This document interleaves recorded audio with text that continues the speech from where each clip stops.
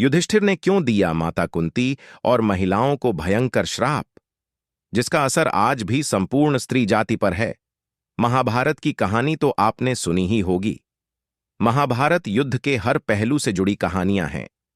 महाभारत युद्ध के दौरान कई ऐसी घटनाएं घटी जो आज तक लोगों के लिए शिक्षा का स्रोत बनी हुई हैं। इस युद्ध के बाद युधिष्ठिर ने अपनी माता कुंती और संपूर्ण स्त्री जाति को श्राप दिया।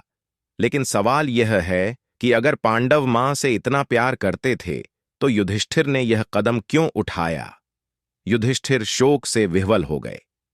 महाभारत युद्ध जीतने के बाद धर्मराज युधिष्ठिर युद्ध में मारे गए अपने परिवार के सदस्यों और रिश्तेदारों के लिए प्रार्थना कर रहे थे, जिसके लिए वह करीब 1 महीने तक गंगा तट पर रहे।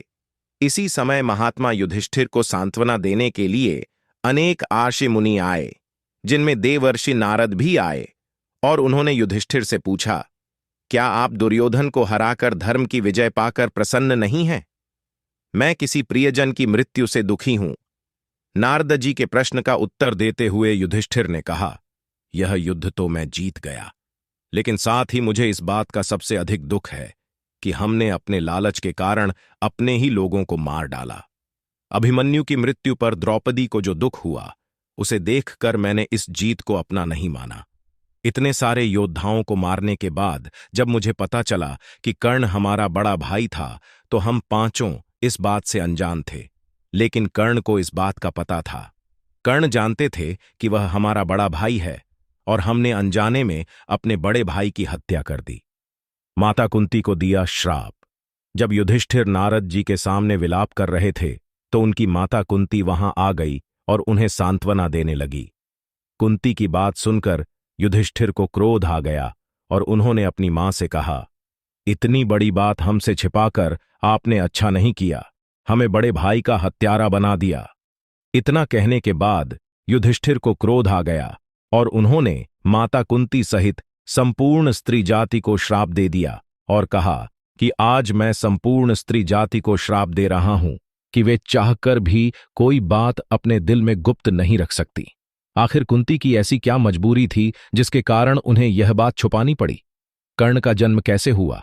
महाभारत के कर्ण केवल शूरवीर या दानी ही नहीं थे, अपितु कृतज्ञता, मित्रता, सौहार्द, त्याग और तपस्या का प्रतिमान भी थे। वे ज्ञानी, दूरदर्शी, पुरुषार्थी और नीतिज्ञ भी थे और धर्म तत्व समझते थे। वे दृढ़ निश्चयी और अपराजेय भी थे। सचमुच कर्ण का व्यक्तित्व रहस्यमय है। उनके व्यक्तित्व के हजारों रंग हैं, लेकिन एक जगह उन्होंने झूठ का सहारा लिया और अपने व्यक्तित्व में काले रंग को भी स्थान दे दिया। कर्ण कुंती के सबसे बड़े पुत्र थे और कुंती के अन्य 5 पुत्र उनके भाई थे। कुंती श्री कृष्ण के पिता, वसुदेव की बहन और भगवान कृष्ण की बुआ थीं।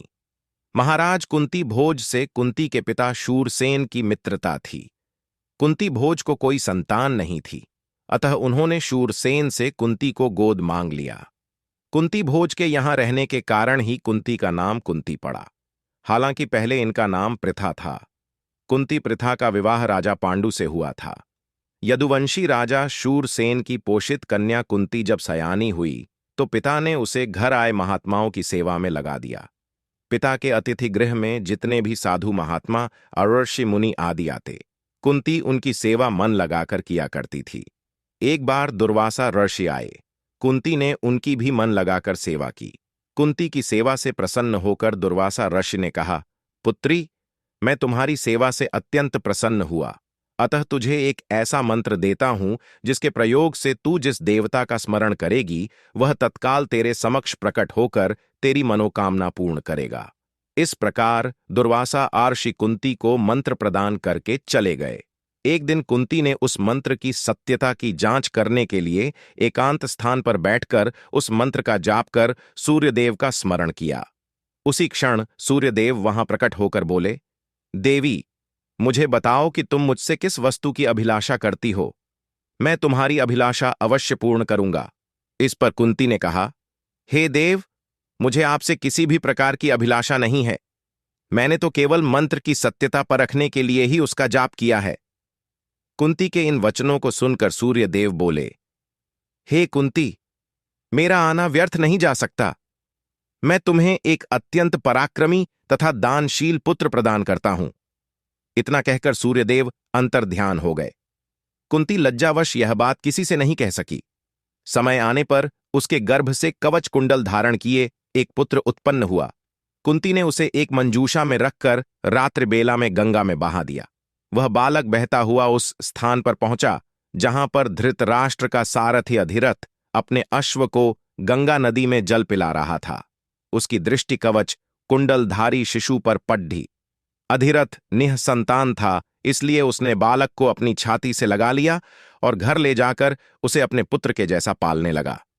उस बालक के कान अति सुंदर थे, इसलिए उसका नाम कर्म रखा गया। कर्ण गंगाजी में बहाता हुआ जा रहा था कि महाराज धृतराष्ट्र के सारथी अधिरथ और उनकी पत्नी राधा ने उसे देखा और उसे गोद ले लिया। इस सूत दंपति ने ही कर्ण का पालन पोषण किया था, इसलिए कर्ण को सूतपुत्र कहा जाता था, तथा राधा ने उस पाला था, इसलिए उसे रादड़िया भी कहा जाता था। कर्ण का पालन पोषण चंपा नगरी, वर्तमान बिहार राज्य के भागलपुर जिले में, जो गंगा के किनारे एक व्यापारिक केंद्र था, में सूत परिवार में हुआ था। इनके पालक पिता अधिरथ थे और माता राधा देवी थीं। पिता रथ संचालन करते थे। मनुस्मृति से हमें ज्ञात होता है कि सूत शब्द का प्रयोग उन संतानों के लिए होता था जो ब्राह्मण कन्या से क्षत्रिय पिता द्वारा उत्पन्न हो।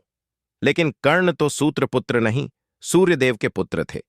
इस सूत को कालांतर में बिगाड़कर शूद्र कहा जाने लगा।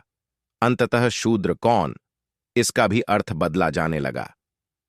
जय श्री कृष्ण। दोस्तों, आपको यह कथा कैसी लगी कृपया कमेंट करके जरूर बताएं। वीडियो पसंद आया हो तो लाइक करें और ऐसे ही और भी बहुत सारी कहानियों, कथाओं एवं जानकारियों को सुनने के लिए चैनल को सब्सक्राइब जरूर करें। धन्यवाद। सब्सक्राइब। अद्भुत कहानियां, नई कहानियां हर दिन।